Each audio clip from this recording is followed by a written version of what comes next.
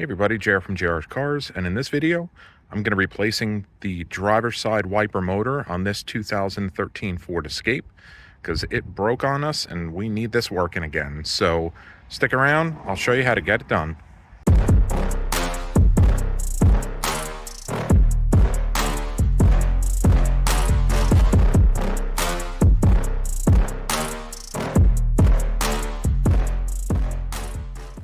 All right, well, being that we're getting into winter here, this is kind of a common problem because this Ford Escape actually has two motors for the wipers. There's one on the driver's side, one on the passenger side. And what ends up happening is the wiper arms will get frozen to the windshield. And if you turn the windshield wiper on, there's a potential of stripping out the gears that are inside the housing there. So obviously a tip is to make sure that your wipers are free and clear of the windshield before you go to turn them on in the morning. But if you do have this issue, this is what it's going to sound like. See, the passenger side went up and then this one sticks. And then all you hear is warp, warp, warp, warp, warp, the whirring noise. You probably go outside in an emergency situation and push it down, because that one actually does work if you give it a little bit of help to come back down. But that motor needs to be replaced. And in order to get it done, these are the tools that you're going to need. Either a flathead screwdriver or one of these little pry bars, angled pry bars. Either a 15mm wrench or a 15mm socket and an 8mm socket. And here's your part number for the driver side. The passenger side is going to be a different part number, but this is the one that we're replacing right now. So first thing you're going to do is you're going to pop these caps off, and that's the protective cover that is there for the 15mm bolt that holds the wiper arm down. So that's going to have to get removed. And when you're doing this, even though you're replacing just one of the motors, you're going to have to remove both wiper arms because this cowl tray is going to have to come off as well. So to get these off, what you're going to do is you're just going to wiggle them back and forth a little bit. Eventually, you'll be able to pull this arm straight out. So just grab back here and then hold over here, and then you should be able to wiggle these loose. And when you take them off, you want to make sure that you know which one is on the passenger side and which one is on the driver's side, because the arms are different. The way that they come up and the way that they go back down, they fold in together. So they can't be interchanged. So passenger on passenger side, driver on driver side. And if you ever wonder which side is which, if you go to mix them up, you'll see right inside there on the bottom side of the arm, it shows RH or LH. Right hand is your passenger side and left hand is your driver side. All right, now what you're gonna have to do is take this top cowl off. And to do that, there's little clips that are here. You can see that right there, this clip down here. There should be one here, but it's missing. And then all the clips along the way. The way that you're going to get those off is just by taking either that flathead screwdriver, or you're going to take the little pry bar here and just pull them back, and then they will pull right off. And then you can see that that's going to separate the top from the bottom. So do that for all of those pieces. And then, now that all those pieces are out and the front is loose, there are clips that go along the top here. So what you're going to do is you're going to pull up right here, and you'll continue to pull up around the entire cowl here.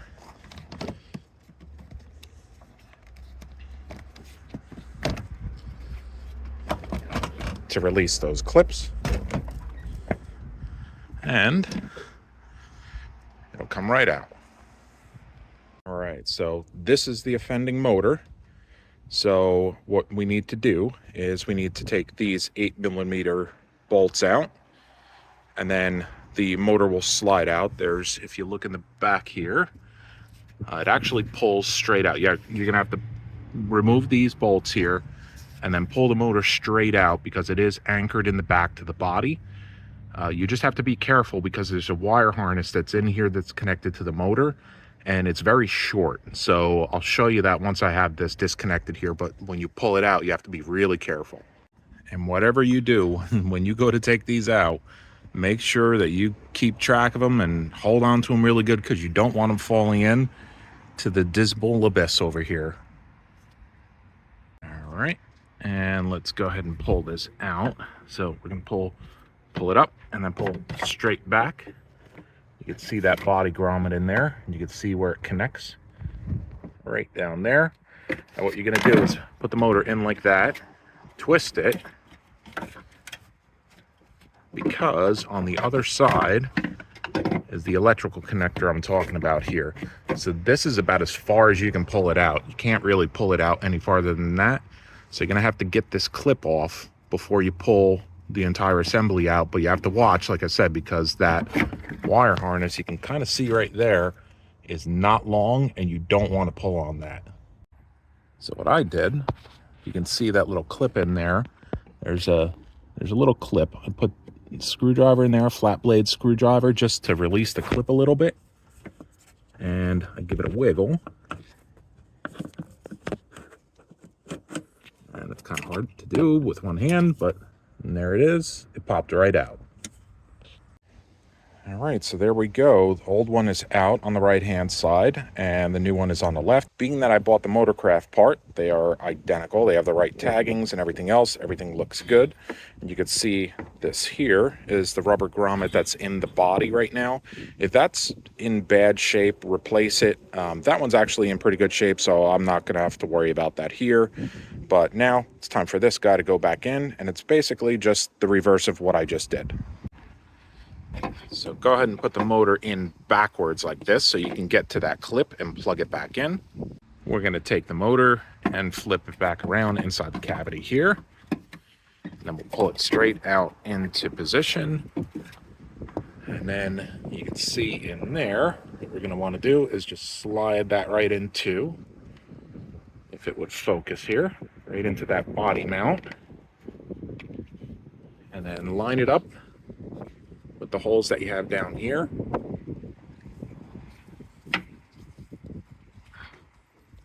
All right, it's lined up. Now we're gonna go ahead and put those 8mm screws back in. Don't over torque them, just tighten them down. And there it is. She's all in and ready to go. So now what you have to do is you have to reset the park position on these, because you never know if they were messed around with or they just weren't put in the right location. So what we're gonna do is, with the wipers off and everything off, we're going to go inside the car, we're going to power it on, and then we're going to turn the wipers on so it starts running the motors on both sides. All right, so here you can see we have the motors on, the wipers are running. So what this is going to do is going to cycle a couple times, leave the motor running, and then you're going to go back inside, you're going to shut the wipers off, and then wait a couple seconds and then turn the car off. Because what it'll do is, when you run the wipers, they don't fully go into the park position until a couple seconds after you shut them off. They do, if you've ever noticed it, where you shut the wipers off, they still kind of stay up a little bit and then they roll down.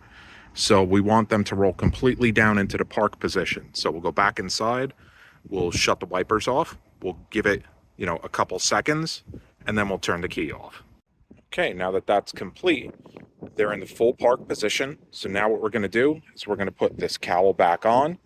And here you can see what those clips look like that are going to end up going into the body. So you have to line those up properly, tap those in, and then we're going to put those clips back on. And then when you go to put them in, you should hear that. Once you hear them click, they're reseated. I already got this one in, so that's all set and ready to go. Now all we have to do is get the clips back onto these, which is basically very simple. They just go on, and you push them back in place, and they stay clipped in. So we'll put the rest of those in.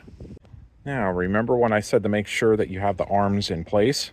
Make sure that you're putting the passenger on the passenger, the driver on the driver's side. So I start with the passenger one because the passenger one is the one that dips down below the driver's side one. So I wanted to put this one in place first, just so I can line it up down below, and then I'll put the driver's side one on to line that up just above it. And then what you have to watch is these are splined. So the spline on there is going to match in with the spline in here. And then you're going to put your 15mm nut on it. When you go to tighten this down, you don't want to turn it and not hold the arm, because if you do that, these motors are free floating, so they'll move on their own. I don't like doing that, so what I'll do is I'll go to tighten it down, but then I'll put my hand on the arm here and use my hand to tighten it like that against the arm, just so the arm doesn't move. And all the tightening is going between the ratchet arm and the arm of the wiper, not moving it at all. See how it hasn't moved? That's the best way to do these. All right, so now that you have that all together, before you go and put your caps back on, which I lost mine down the dismal abyss hole over there, of course, you want to give them a cycle. Just make sure that everything looks good and that the blades don't hit each other. So let's make sure everything looks okay. All right, let's give it a spray.